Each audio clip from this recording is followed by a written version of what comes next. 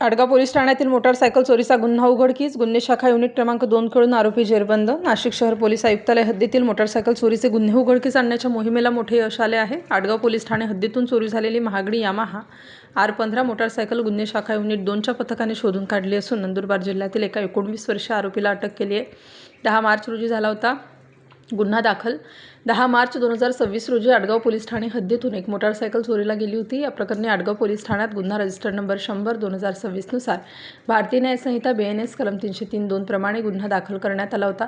या गुन्ह्याचा समांतर तपास गुन्हे शाखा युनिट 2 कडून सुरू होता. नंदुरबारमध्ये रचला सापळा. तपास सुरू असताना गुन्हे शाखा युनिट 2चे पोलीस अंमलदार श्रेणी पोलीस उपनिरीक्षक मुख्तार खान पठाण व सहाय्यक पोलीस उपनिरीक्षक गुलाब सोनार यांना गुप्त बातमीदाराकडून महत्त्वपूर्ण माहिती मिळाली.